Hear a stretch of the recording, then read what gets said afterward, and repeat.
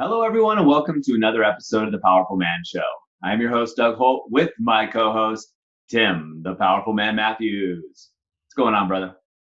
Yeah, I'm very well. Well, I'm all right. All right. Well, why are you just all right?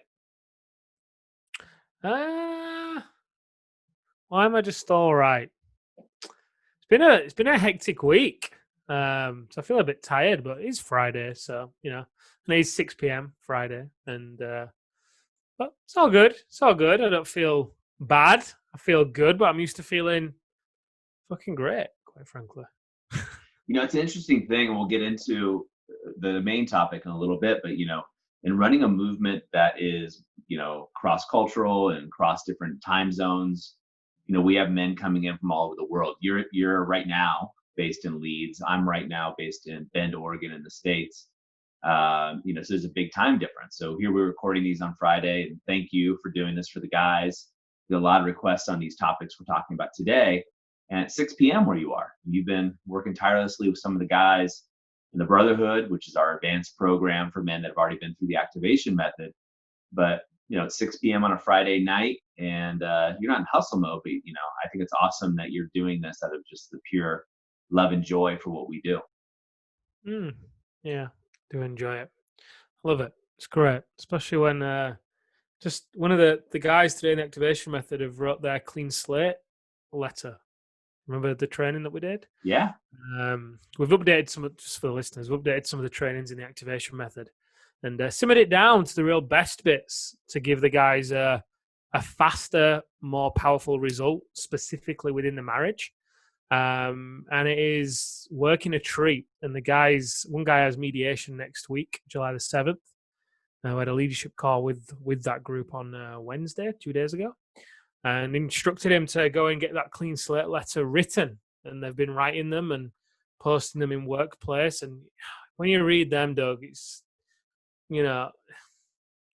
puts it into perspective what we do, right? They've already been experiencing some great shifts, and I'm really curious, excited, hopeful about how these letters are going to be received by the wives. So yeah, it is out of the love of my heart, that's for sure. Yeah, I saw those letters as well. We should do a follow-up, maybe even on the podcast. Obviously, no specifics for any of the guys, but how it goes for them. Because we fast-tracked the program. Like you said, we used the 80-20 principle and took, I think you said, the best bits of the program and put them all in there so the guys would get faster results. And so far it's worked. I mean, all the things that we're reading about in the groups and the guys talking. I mean, you're working with them directly, you and Arthur, doing a fantastic job. I get to pop in the group and, just get to read and absorb and add my 2 cents whenever I want to here and there, which is also fun. But Tim, that's not what I want to talk about today. As much as I want to keep talking about how you're doing, what I want to talk about today is depression, which is a depressing topic. I get it, but it's also a really misunderstood topic, right?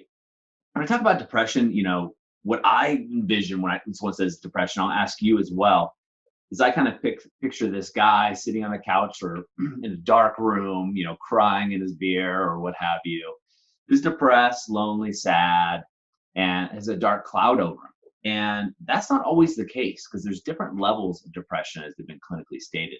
And a lot of men battle with depression, right? Especially as men get older and, higher up the ladder men go, depression seems to go higher, right? Because it's lonelier at the top is what we say. And most people see it as a shameful thing, right? And I'm going to throw out a couple statistics here for the listeners as well, which is 71% of people surveyed believe depression is due to emotional weakness. Now, obviously, we know that's not true, and we'll go into some of these things in a little bit. But 65% believe depression is caused by bad parenting.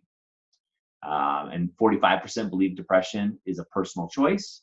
43% of people surveyed believe depression is incurable. And 35% believe depression is a consequence of sin. So if you're depressed, you're a sinner. Now, all of these are actually not true, right? But these are actually, when you go poll people in the streets, this is what you're going to find. And so when you think about that, 35%, I mean, if you got 10 people and you ask them about depression, more than 3 people are going to say it's sin that's causing your depression, which I think is huge numbers to think about these numbers and the way that they're perceived. And as business leaders and as leaders in our families, it's easy to get depressed. It's easy to get down in moments, and we all get depressed. Let's be clear about that. Every single person. But it's how you deal with that depression and how it's handled that goes through. So when obviously I pre-frame that a little bit, but when you think about depression as a topic and something that us as humans deal with, and the men that we're talking to, what comes to mind for you, Tim? My cousins, quite frankly. Mm, yeah. Darkness, loneliness, shame. And I know more about your cousin's story. You've shared it more in the previous podcasts. But let's talk about depression as it relates to a relationship, right? And again, in our experience with the powerful man and previous and other experiences and just being guys, business leaders can, I'll say suffer from depression more than the average guy. And, again, there's a lot of reasons for this, and it's all curable. But when one person is depressed in a relationship, it can put a wedge between the relationship if it's not dealt with. And I think the important thing, and I'll go over some of these items to notice, but the important thing for a listener to take into consideration is you've got to remember that the shame and guilt that comes through with depression. But if you're experiencing any of these symptoms, so to speak, of depression or results of depression, then it's time to get help, right? And don't have that shame and guilt, because depression comes in very, very different ways, comes out, right? So, having little interest in yourself or others, withdrawing is a sign of depression. Having a negative attitude, sign of depression. Blaming other people, procrastinating, overreacting to simple issues are all signs of depression. So I'll read some more. Crying easily and often. Unpredictable mood swings. Lack of sexual interest. So guys, if you're having a lack of sexual interest with your partner, could be a sign of depression. But controversially, hyper-focused on sex is also a symptom of depression. Doesn't feel the effects of love. A lot of the men we talk about that. Gets jealous easily and often. I know a couple people like that. Is paranoid. Uses passive aggressive behavior. Is prone to irritability, anger, aggression, and or rage. Takes inordinate risks, if I can read. Is insensitive to others. Does not seem to care. Is continually dissatisfied and is chronically unhappy. Now, we all have experienced items on that list, right? But then it also comes down to signs of depression are drinking alcohol, right? Drugs, getting into porn heavily, right? Also just being absorbed in front of the TV. And so, most people think that depression comes from a bad relationship, but it's really not the case, right? The bad relationship comes from depression. So I'll say that again. Most people think that the depression is because their relationship with their partner isn't good. Hence, if I find another woman, then my depression will go away. I'll be happier, which doesn't happen. We know that, statistically, when men, have an affair and then, get in a relationship with the person they have the affair with, the divorce rate is 80%. So, if they get married to the person they have the affair with, the divorce rate is 80%. No man is going to take those odds in Vegas or anywhere else when you have an 80% chance of losing. It'd be just stupid. So what it is the bad relationship itself. So the problems of the relationship actually stem from depression, not the other way around. So Tim, this reminds me of the 5 agonies. Do you think so? Yeah, I mean, as I'm listening to this, I get torn because, some of it obviously just sounds like tiredness as well, right? It can easily be when you're tired, you lean into this. And because I was listening to some of those, I'm like, holy shit, I've experienced some of those at times. And I think the weight of the label of depression as well can it can be very consuming, right? I think the label itself and what it's meant to mean in society, I know this is in your question, Doug, but this is what came up for me as well. I think that the label and what it's meant to mean in society and the shame that the label carries pushes either people away from talking about it because they don't want to be labeled as it, or even keeps people from facing the reality of how they're feeling because, again, the weight of the label, they don't want to own it, right? And yeah, I mean, the five agonies, the third one is shame. Um, and in order to get to shame, the first one is greed, which really is emptiness. And there was one of the symptoms there, which was um, an overly active sex drive or something, or focus on sex was one of the symptoms. And the way that what came to my mind as I heard that was, oh, I wonder if it's like a sedation thing, right? Focusing, trying to fill the void. And the first agony is greed. Yeah. So, not to say that the men are greedy, it's just the feeling of it never being enough. So they're always having to chase and go after the next thing, whether it's the next deal or the next home or holiday or car or watch or woman or whatever, right? And it's never enough. And that then leads to that second agony of anger because it's irritating to not know why you are still unhappy despite having everything you thought was going to be the answer. And that's where the guys end up being irritable and short-tempered and snapping at the kids and snapping at the wife and pushing the wife away, and which leads to the third agony of shame, which is when they start to feel ashamed because it's kind of like, well, I've done it again. I said I wouldn't do it this time, and I've done it again. And the fourth agony of loneliness, because then they start to isolate, and it's just easier if they stay at the office because I can work late and I can be there, and I'm the man, I'm the leader, and I get back talk, and people recognize me, and I get significance. So I'm just going to work longer. But that doesn't work, obviously, literally in many ways, in your health, in your marriage, even in your business for the most part, because you can start tearing it down from being overactive in it, which is the fifth agony of uncertainty. So, yeah, I mean, what comes first, right? Depression or the five agonies? It's an interesting one. It is an interesting one, but when we talk about relationships, it makes sense to me that the relationship isn't causing the depression. It's the depression that's causing issues within a relationship, right? Because we often think that it's external of us, right? So if I get depressed, right, let's just say sad, down, because we said it earlier on, right? I gave you that statistics of what people think of depression versus what it is. We all get down. I mean, everybody here, if you didn't recognize you in one of those symptoms, then you're lying to yourself in some way, that you haven't experienced these in one way or another at some point in your life, right? Or you're numb and you're depressed. Or you're numb, which is another side, exactly. But we look for something external of yourself, right? Oh, this relationship is horrible, and that's what's causing my depression. Right? You're making excuses. You're pointing the finger at somebody else, right? Rather than looking inward.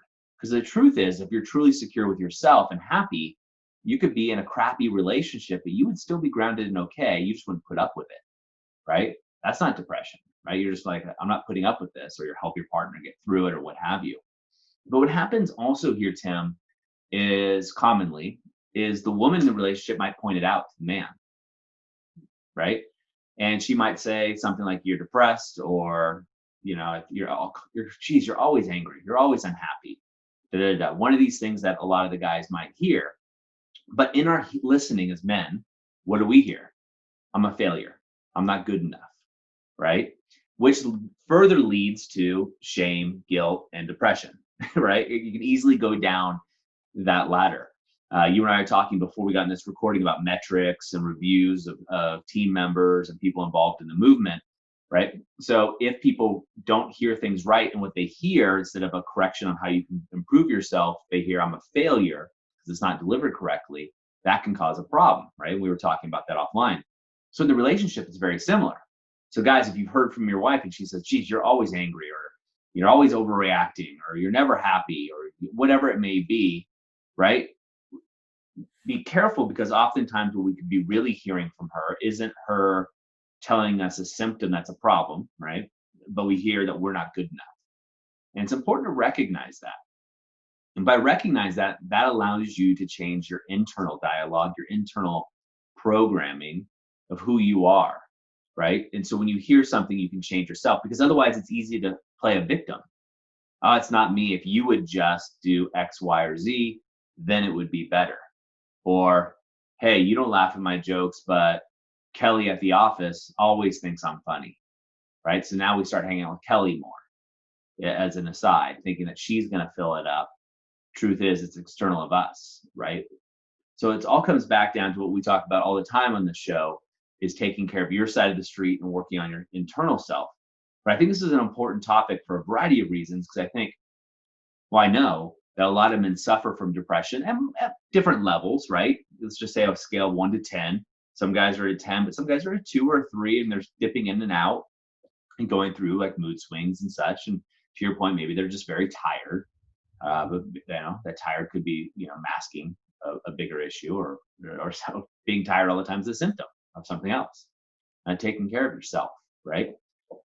But what I think is a good takeaway here for the guys that we talk to, and the guys that are in the free Facebook community as well, is really recognizing that depression isn't a result of a bad relationship. I like that thought. The bad relationship could be a result of your depression. Yeah, I mean, outside in versus inside out, right? You know, Yep. telling that story, where else are you telling it in your life? You'd never take that approach in business, would you? Oh, well, we didn't hit this month because of, well, some people might, but, you're not going to do very well in business if you don't take responsibility and ownership, right? And, you know, it's true of every area. I mean, I once heard a definition of depression, which I really liked, and that was essentially when your life conditions don't match your blueprint. So, take, for example, a 50-year-old woman that always wanted to have kids, right? Doesn't have kids. She started the menopause, let's say, and she can't have kids anymore. And she's depressed about the fact that she doesn't have kids. So her choice is either to change her blueprint in her head, so the story essentially of what she's telling herself, or change her life conditions and go and adopt, or find another way to become a mother, right? But it's only when that life condition doesn't match the blueprint and there's disharmony that and I think as well, a point to add to that is when you don't, this is what you were saying a moment ago, I really dug it, feeds into it. When you don't own it, right? When your life conditions don't match your blueprint and you blame it on something outside of yourself, and you forget the power that you have in order to actually influence it and change it. Because the reality is, it hasn't happened to you. You have created that life condition anyway. Whether you've done it consciously or unconsciously, you've done it. And you can undo it as well. Yeah, and I agree. And you want to be able to do it. And guys, be looking at it. I was just looking for the statistics as you were talking. But if you had one parent that in your life that exemplified these habits, right, in a relationship, you have a 50% chance greater of you having depression. You had two parents, it's a 75% greater chance. Now, I'm not sharing that with you guys so you can blame somebody else, but I'm sharing it with you because to have compassion with yourself, and that this is all treatable and curable. Yeah, sounds like a learned behavior. It is a learned behavior, right? It's a pattern of doing, but we don't look at our patterns often, right? It's just the way we do things. We go through our life, as you know. So what I want to leave everybody with here, Tim, are a couple things. One is looking at this. One is, are you really blaming your relationship for the way you feel? And if that's the case, then you're playing a victim card, guys. Stop now. You're not a victim. Stop being a victim. Stop playing the victim card. No judgment or guilt or shame around this. Just recognize it, like, oh crap, I've been playing the victim card. Time to move on, right? Second thing is realize that your depression is probably causing some of the problems in your relationship. And you can get clarity. You can ask about it, what have you. The third thing is there's things you can do about it. One of the best ways to overcome depression is exercise, right? Exercising and eating well. Alpha, rise, and shine, right? Alpha, rise, and shine. As soon as the guys in the program start doing the alpha, rise, and shine, things start clicking in their business and their personal lives, right? And truth be told, it's not like some, mind-blowing, operation. It's just you got to do it. You got to do the work, right? And the results are mind-blowing. So the alpha, rise, and shine. There's also what suggested is surrounding yourself with another group of men, who are achieving greatness, right? Another group of men who are playing a higher game, right? Do that. Whether it's with a powerful man, we have a free Facebook community with thousands of guys in there. There's no cost to you, so there's no excuse with you just opening up. It's just fear. Raise your hand, introduce yourself to the other men. Of course, this is one of the reasons a lot of the guys go through and join the brotherhood, play with men that are playing on a higher level. But surround yourself, maybe in your local community. Find some people, go to meetup groups, join a pickup basketball league or whatever it is. But do something. So move your body, exercise, alpha, rise, and shine for sure. Get into some routines that are positively changing your body. And stop sitting in front of the TV at night, just watching a TV show that's going to depress you. Be the gardener of your mind and make sure you're taking out the weeds, right? Make sure you're actually really watching what's growing in your mind and making sure you're not constantly listening to music that'll hold you down, constantly not watching TV shows and the news that'll depress you, right? These things are billions of dollars are spent to trigger these results. And the last is get help, right? If you look at yourself on a depression scale 1 to 10, you're rating yourself higher than an 8. Get help. Raise your hand. There's nothing shameful about it.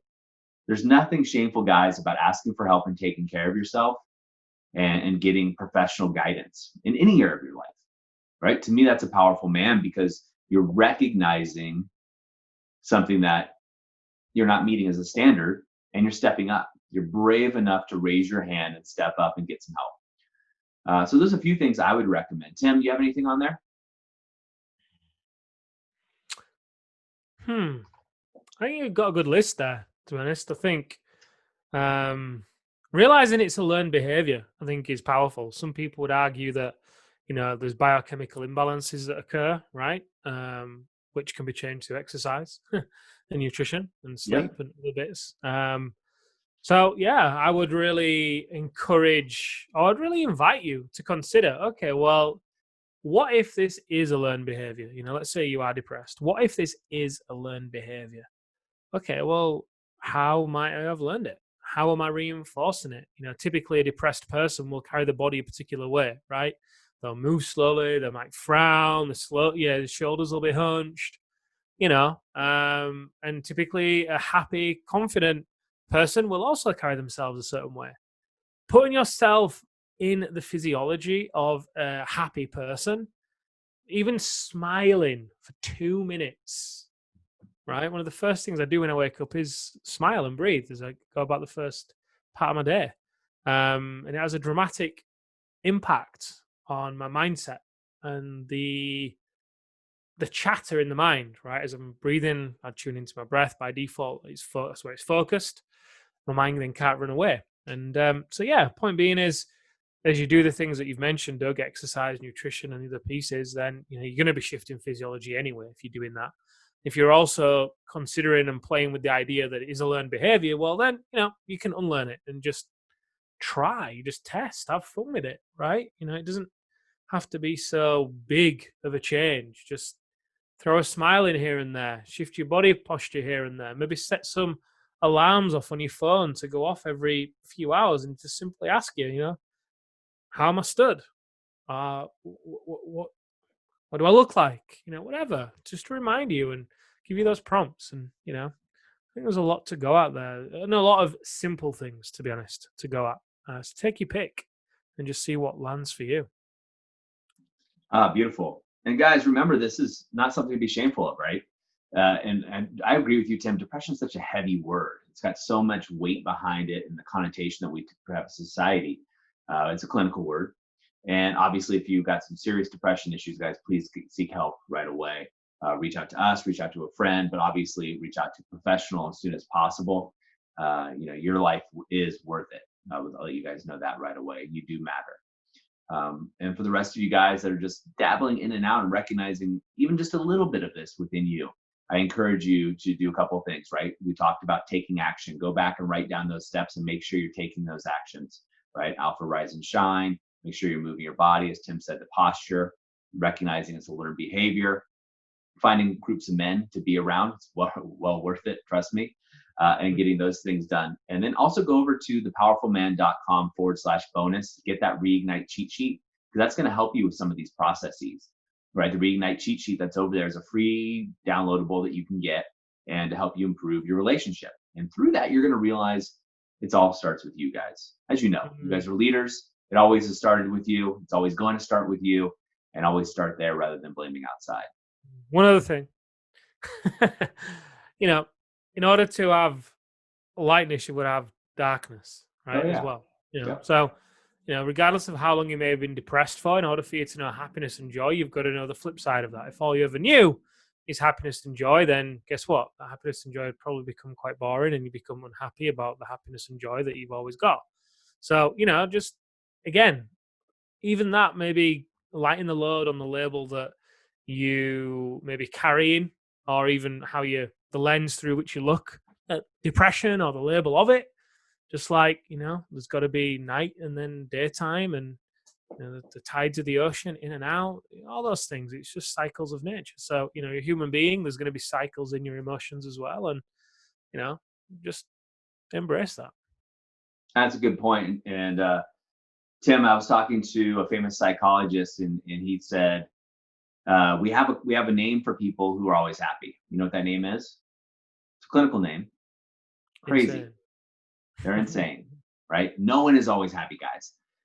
But we're trying to shed some light on this subject because a lot of men are walking around with shame and guilt around it. And our job here, that we feel, is to carry the torch for a lot of you guys that are ready to step up and step into the light and step to the line. And we're calling you forward. This is your time, guys. Be vocal, right? You guys are leaders, and we need more of you leaders out there. All right, gentlemen, that's a wrap for us for another episode of the Powerful Man Show. We'll see you next time. Until then, make it a great week.